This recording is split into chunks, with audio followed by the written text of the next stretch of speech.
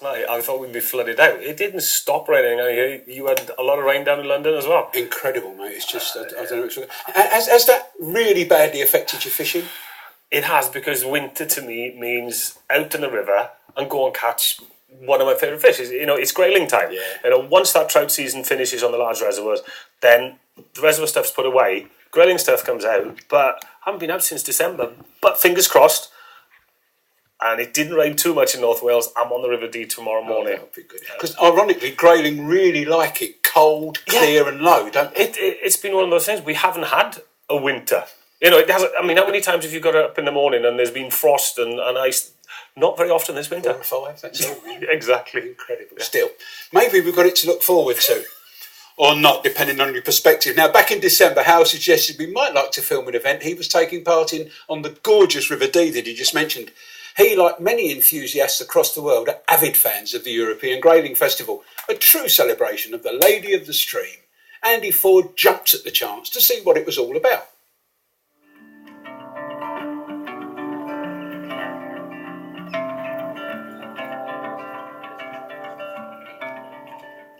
Most anglers are gently obsessed by their sport, and that's why we get up at stupid o'clock in the morning to go fishing. And here we are in North Wales, a stone's throw from the River Dee. And today that obsession's all about one fish, the grayling.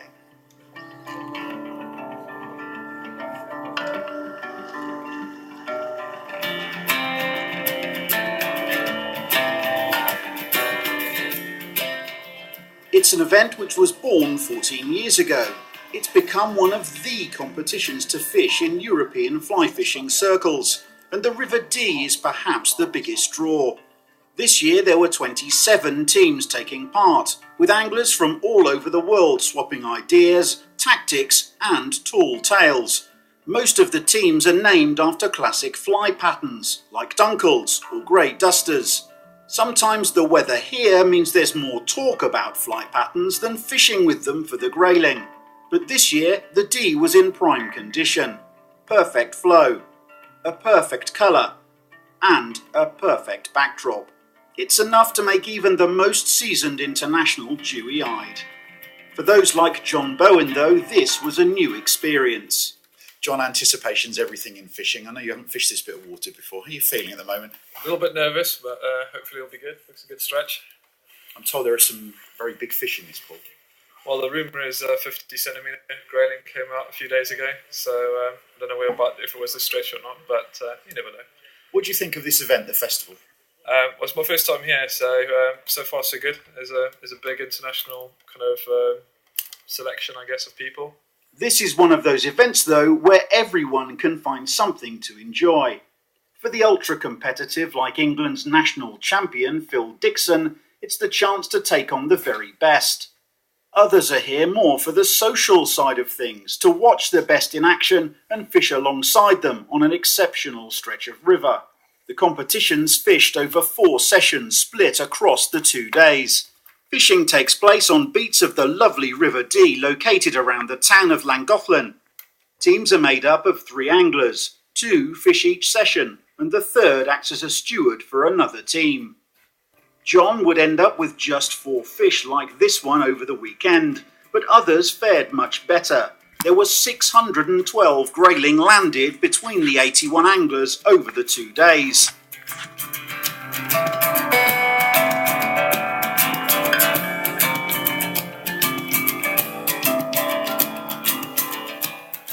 So, how do you catch grayling on the fly?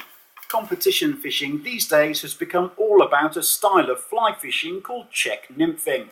And who better to show us what it's all about than England international Scott Nellins, who this year was fishing for the Wales Ospreys team. Scott, how many fish have you had this morning so far? Just one so far, Andy. I've dropped a couple.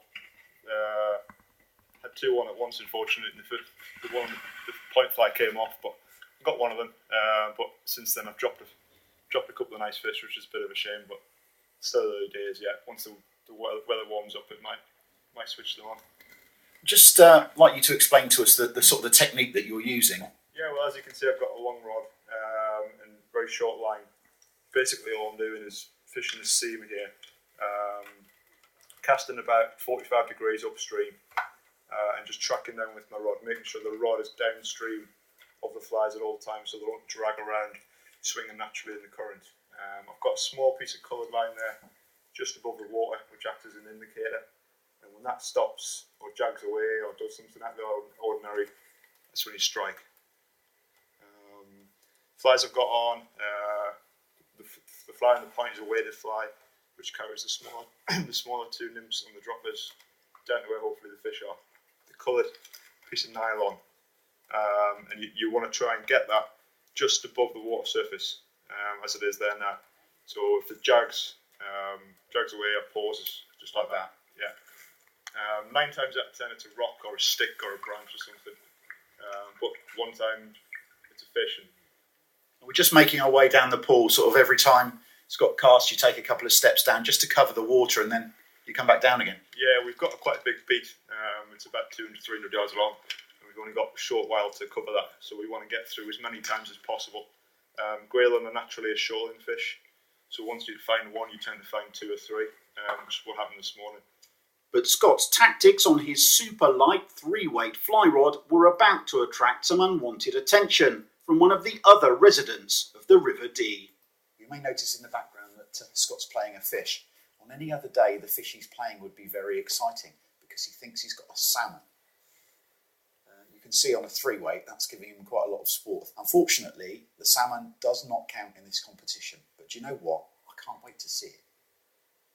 Unfortunately, the only sight we'd get was a fleeting glimpse of a fish that was easily 10 pounds before the inevitable happened. So 20-minute fight, salmon on a 3-weight, salmon 1, 3-weight, 0. Hardly a surprise on that kind of tackle. There were several salmon landed though, and a few sea trout. But as the morning session ended, it was clear the grayling had certainly been on the feed. So Davey, talk us through your morning. Well, it was a good morning. I fished with Edward O'Donnell from the Italian team and got a good masterclass. He started catching some good grayling, 47 centimetres. He got a tangle and he was undoing one of his flies and got a take at his feet. So we started fishing around my feet with dropping the line at my chest and just feeding it out with a rod. And we got 23 grayling. And we probably got 12 of them from where we felt the take from my hand as you let go of the line. These are the type of flies that Davey and most of the other anglers were using. Some heavy to get your cast down, some tiny and brightly coloured to attract the fish. But it's effective bite indication that can make all the difference. I just wanted to grab Scott's setup here so I could show you that grayling leader, and here it is. You could probably just see the colour of it against my jacket. At the top end here it's green, it's 2 colours, it goes all the way down and becomes orange at the bottom end. And that's what he uses as the indicator, so when there's a take, the line moves, you can see the bite very clearly. And that's a development that the Czech team have brought into grayling fishing in this country. And the Czech Republic team is in this event, and we're lucky enough to have them on our section this afternoon. So we'll get a chance to see simply the best grayling fishing team in the world using a method that they're absolutely fantastic at. This style of fishing came from humble beginnings. It was developed in Eastern Europe by anglers who wanted to fish but simply couldn't afford expensive fly line. Instead, they tied a team of weighted nymphs directly to a nylon leader, and Czech nymphing was born. The Czechs, with anglers like Pavel Adamovsky in their side, are still the ones to watch. His team would be among the medal contenders, but others are catching up.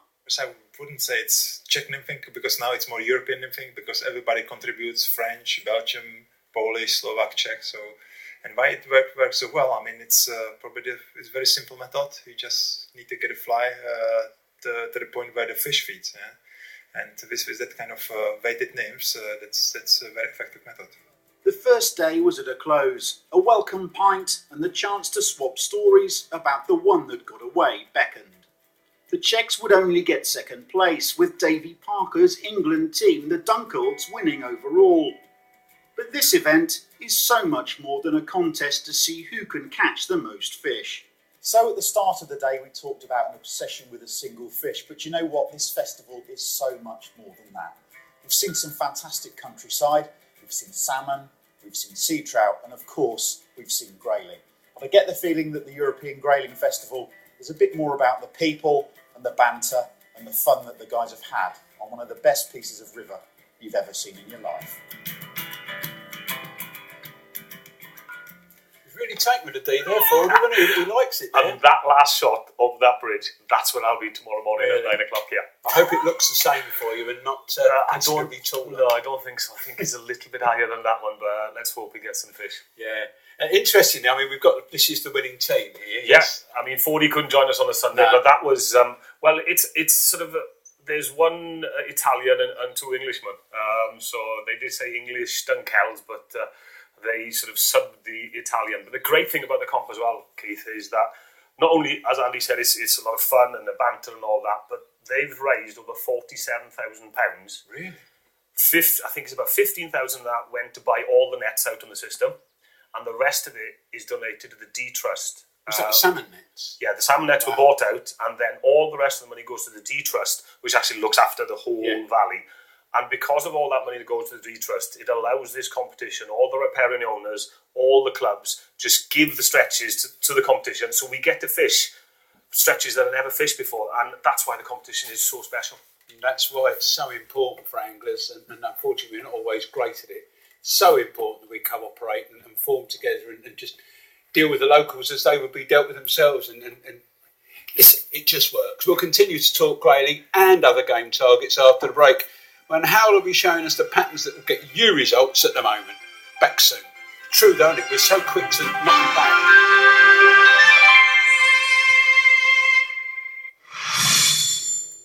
Watch Sky Atlantic with Sky Go, and you'll never miss a thing.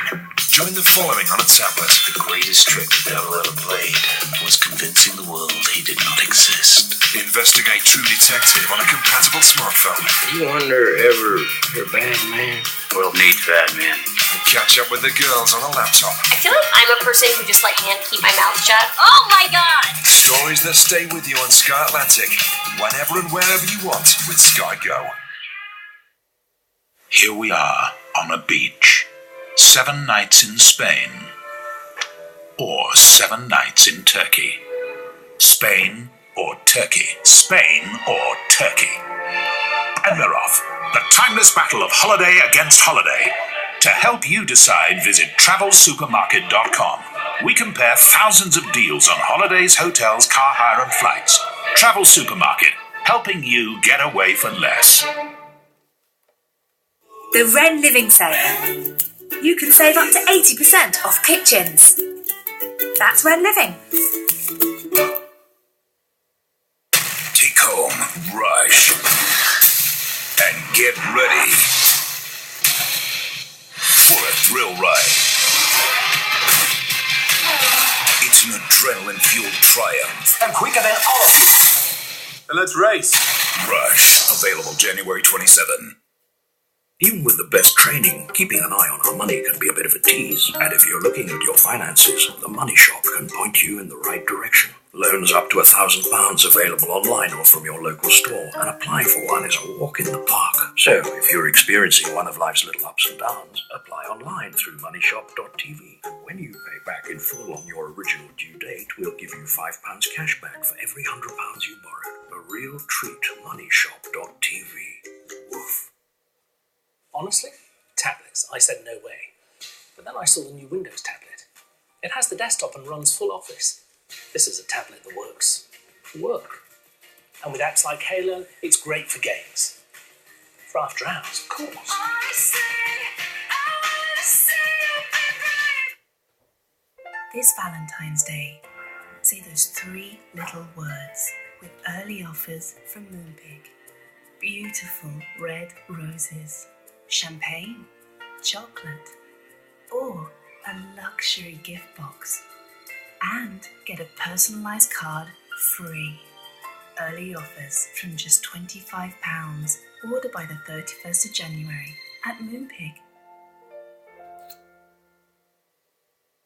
30 years after their second fight, Razor and Kid go at it again. Hey, we're just here to buy a little dinner. You don't have to punch everything. Grudge match. I'm James Reed, and you hate Mondays because you hate your job. Follow me. to be a fireman. Accountant, radiologist, snake charmer, you to the beard. Gary. Electro-funk DJ. And Alan used to be a frogman. I love frogs. I know. Manchester United are champions once again. Your job now is to stand by our new manager.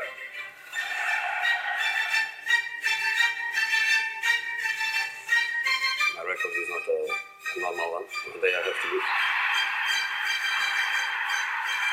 Chelsea v Man United. Ford Super Sunday tomorrow 3:30 Sky Sports 1.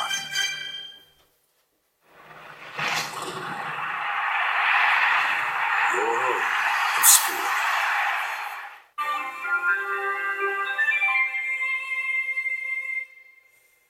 Welcome back. I've been joined in the body this week by flying Hal Morgan and watching those grayling being caught. I've supposed to have been grayling fishing twice already this winter, and both times the rivers have been in the fields. Hopefully I'll get it in before, because the grayling season normally finishes about the middle of March, so the trout anglers can get 2 weeks off while they get on the river, don't they? Yeah, it is. Well, not to make you too jealous, Keith, I'll be out tomorrow morning. So Okay, that's all right. I don't really want there to be too much rain in your part of the world, but you're making me think I might. Look, this is what it's all about. I mean, look at that. Now that was caught the weekend before the championships we just saw now. Now it doesn't look much in there, the picture, but I put the rod there to show you the scale, and there's the actual rod. And if you look at it, so it's above there, and it's just there. So it's about between my fingers. It was 47, 48. The biggest in the competition was actually 49 centimetres, so there's some big fish up there. There are, and a lot of them. I mean, we saw that little tiddly fish, but it was either a huge minnow, a tiny dace, or a tiny grayling. It was a small grayling, but that's nice to see. You know, you can see the small ones, then the next year, the year after, and then you get those big lumps that are around. Yeah. Fantastic fishing. Now, although we saw Fordy show us that leader, can we just have a look under the water first? Because you've just prepared this for us, and this is giving the game away a bit. This is sort of the flies that were used, and let's have a look at the flies first. Now, this is really interesting because see the way that's hanging. No, first it's a jig head. It's a jig head. Yeah. And the brilliant thing with this is winter fishing, spring, summer fishing, no matter what depth of water you're fishing, that rides upside down. Yeah. So you're getting less snags. The only thing you've got to be careful with, if you snag up, if you hold that now, if you pull the line tight, the line will go the opposite to the end. Yeah. So if you feel a snag, what you have to do, pull it round and make sure it goes underneath again, so it rides upside down. Yeah. And we're catching fish now in places with a lot of snags, whereas before with a normal fly, you were hooked up, and then above that then, although Davy Parker didn't mention it, and he showed his box to 40, the fly you see by your hand now, the egg fly, I was controlling for them in that first session, and I would say about 17 of their fish came to the egg fly. Wow. So, yes.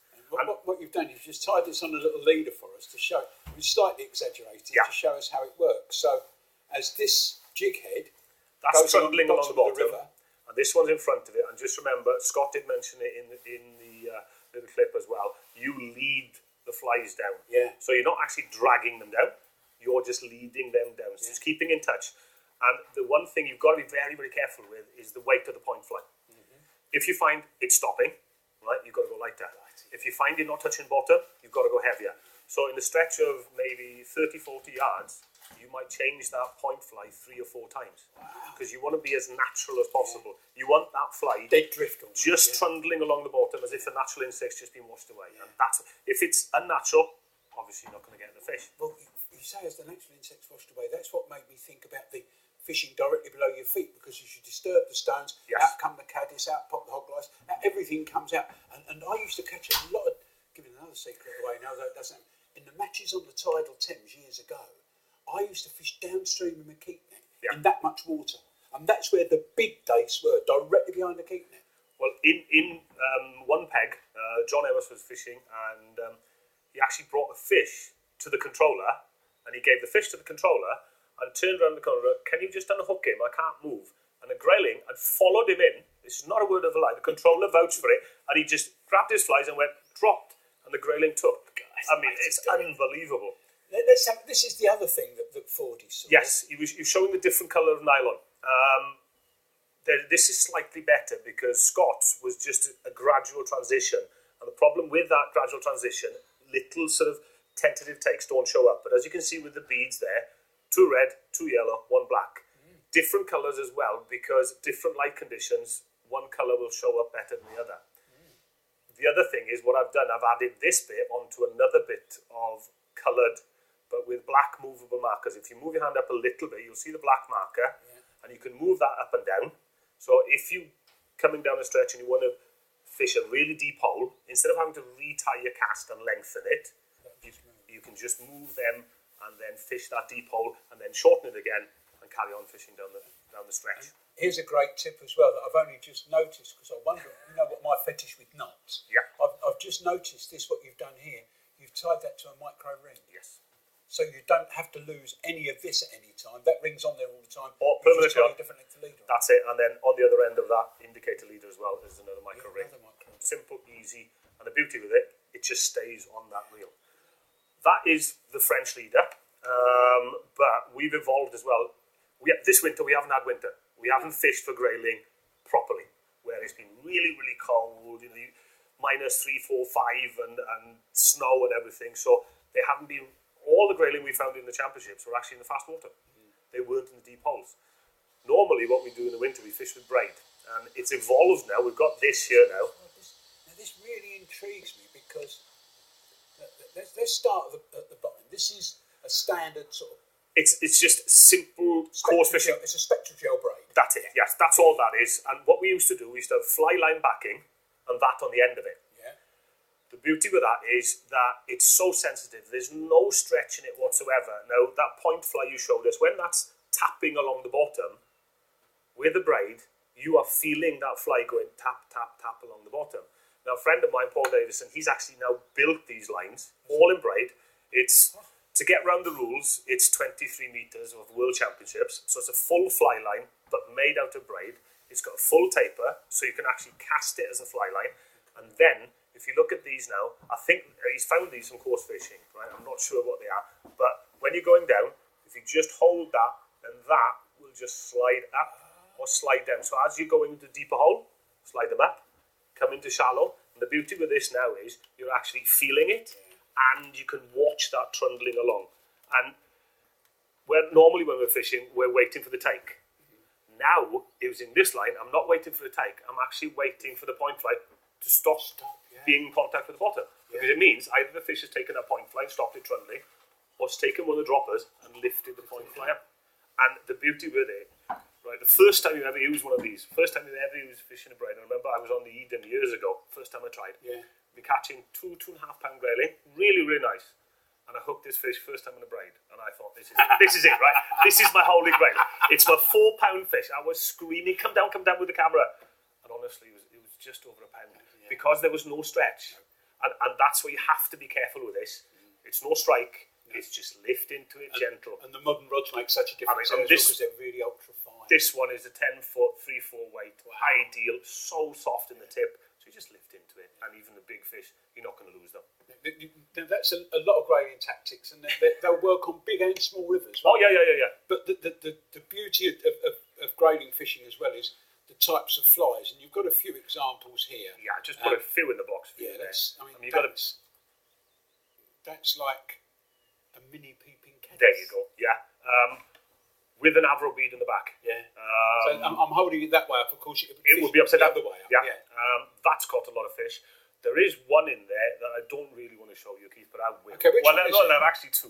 Oh, well, it's only me and you. No, I know. That one, right? That one is from Czech. Just looks like a bog standard nymph. But then when you look closely at it, in the tail, or behind the tail, you see the holographic, that red holographic. And for some reason... Oh, yeah, just see that there. Oh, look. Just when that catches the light, that is a killer. Tie it without it, and it doesn't catch half as many fish as with that red holographic in the tail. I'll tell you what, I can see that working in a bigger form on every reservoir on every small still water. You don't keep saying that. Don't give all my secrets away. But that, no, it does. But that, as far as rainbows go, it's got everything. It's black, so it'll work in dirty water. Yeah. It's got that bit of holographic glint. You can just see when I move it into the light. That's the perfect description, perfect show of holographic. There you go. It's got the ribbing, so it gives it. It's a buzzery type effect, segmented, and then you've got that glister in the thorax, which just moves a little bit of water. So it's a fly for all sorts. And the other one is that one. With if you just, for some reason as well, the UV in the thorax, that caught a lot of fish. Again for John Emerson, that was his top fly. So unusual to see purple. Yes, I know. But for the last, you can see the glistening in the thorax there. You just see as I move it. Oh, look at that. That's spected dubbing from Czech, and for some reason I don't know what it is, but it adds so much to the fly. I can see this not only changing the rules as far as grayling is concerned, but certainly for trout on the big reservoirs. That purple, we tried it. I tried it last year on. I don't know if for trout didn't work as well, didn't it? But for grayling last winter and before we had the floods, it was working. Maybe it needs more people to try it. How he said no. We're switching disciplines after the break and turning our attention to coarse fishing. We're getting out on the bank of the River Loddon in Berkshire with specialist angler Duncan Charman as he went in search of perch. Maybe a small river, but it's home to big fish of all species. See if Duncan can find one next.